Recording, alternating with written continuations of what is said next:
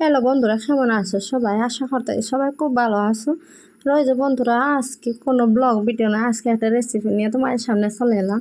আজকে ওই যে একটু অন্যরকম কথাবার্তা বলতে তোমাদের সাথে ইচ্ছা করছে, তাই আমার কথাগুলো তোমাদের কেমন লাগছে এটা অবশ্যই কমেন্ট করে জানাবে। তো এই যে বন্ধুরা, আজকে আমি বানাবো, রেসিপিটির নাম জানি না, তাও আছে ঠিক আছে, আমি বানিয়ে তোমাদেরকে দেখাবো। তো এই যে বন্ধুরা, প্রথমে আমি ডাল নিয়ে নিয়েছি, প্রায় 2 কাপের মতো হবো। আর ওই যে ওগুলো আমি রাত্রে ভিজিয়ে রেখে দিয়েছি। তো ভিজিয়ে নেওয়ার পর ওগুলো এখন সুন্দরভাবে বেটে নিচ্ছি। আর ওইটা বানানোর জন্য কিন্তু আবার 2টা ডিম লাগবে। তো ওই যে বন্ধুরা, 2টা ডিম দিয়া আর পেঁয়াজ পেঁয়াজ দিয়ে আর হলুদ লবণ আর মরিচ দিয়া ভালো করিয়ে মিশিয়ে নিতেছি। ওই যে ভালো করে বন্ধুরা, তোমরা চাইলে আবার হাত দিয়ে খসলাইয়াও কিন্তু আবার এটা মিক্স করতে পারো। তো বন্ধুরা, যাই হোক, আমি এতক্ষণ ধরে ঘুরাইতে এগুলি এখন মিক্স করিয়ে নিয়েছি। তো যতক্ষণ দেখবা ভালো করে মিক্স হয়ে গেছে, তারপর ওই যে বন্ধুরা, এখানে আমি কড়াইটা একদম গরম করে দিয়েছি। মানে এইভাবে, যেমন ধরো হাতে লাগার পর হাতটা একদম মানে জ্বলা যায়, এরকমভাবে গরম করে দিয়েছি। আর এই যে গরম করার পরে একদম ফুট করে মানে তেলগুলো ফুটতেছে। তো ওই তেলের মধ্যে ওইগুলি এখন আমি ঢেলে দিয়েছি। তো ঢেলে দেওয়ার পর 5 থেকে 7 মিনিটের মতো ঢাকনা দিয়ে ডেকে দিব। আর ডেকে দেওয়ার পর ওই যে ভালো করে উপরটা হয়ে যাবে। তো দেখতে পারবে তোমরা বন্ধুরা, যদি দেখতে পারো না ভালো করে, তাহলে একটা চশমা পরে নেবে। চশমা পরিয়ে তো ভালো করে দেখতে পারবে তো উপরটা হয়ে গেছে।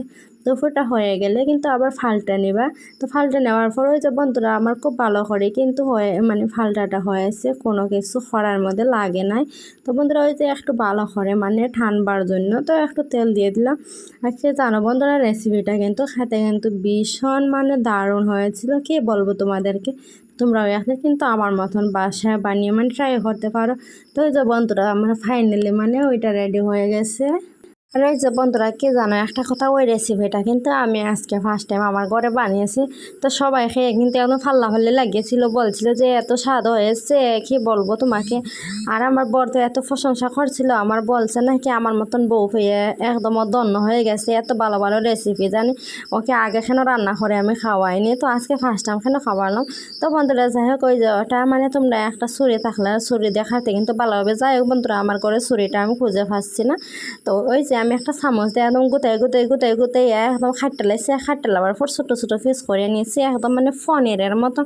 তো বন্ধুরা, যাই হোক, ওই যে আবার দিয়ে দিচ্ছি পেঁয়াজ রসুন আদা কাঁচামরিচ যা যা আছে সব কিছু মানে একটু বাইজা নিব। আর ওই যে প্রথমে আলুগুলো মানে প্রথমে একটু মানে ভালো করে বাইজা রেখে দিছিলাম। তো এখন হইতে ওইগুলোর মধ্যে ডাল্লা নিচ্ছি। আর ডাল্লা নেওয়ার পর মানে ওইগুলি একটু ভালো করে ঘুরিয়ে মানে এইগুলো একটু বাইজা বাইজা নেওয়ার পর যখন মানে যার পরিমাণ মতো মানে ওই যে পানিটা দিয়ে দিবে। আর দেওয়ার পর এই যে একটু গুতাইয়ে দেখে লাইবে যে আলুটা সিদ্ধ হয়েছে না কি হয়নি। তো বন্ধুরা, যাই হোক, ওই যে আমার এগুলো মানে সিদ্ধ হয়ে গেছে। আর সিদ্ধ হওয়ার পরে একটু এখন আর একটু মানে পানিটা দিয়ে দেবো, যেহেতু এটা দিলে মানে একটু কম হয়ে যাবে। তারপরে ওই যে বন্ধুরা, ওই যে পনিরের পিসগুলো এবারে আমি দিয়ে দেবো।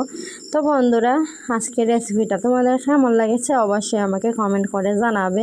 আর তোমরা চলে আসো বন্ধুরা, আমাদের ঘরে খেয়ে যাবে। তো সত্যি বন্ধুরা, কি বলবো না, এই রেসিপিটা মানে আর আমার বর বলছিল ওকে নাকি মাঝে মধ্যে এরকম রেসিপি মানে করে মানে বানিয়ে খাওয়ানো। তো বন্ধুরা, যাই হোক, আমিও চেষ্টা করবো আমার বরকে এরকম মাঝে মধ্যে বানিয়ে খাওয়ানোর। আর তোমরা তোমাদের বরকে মাঝে মধ্যে এরকম রেসিপি বানিয়ে খাওয়াও, তাহলে বর অবশ্যই তোমাদেরকে আদর করবে। তো বন্ধুরা, যাই হোক, আজকের মতো এখানে সবাই খুব ভালো থাকো, সুস্থ থাকো।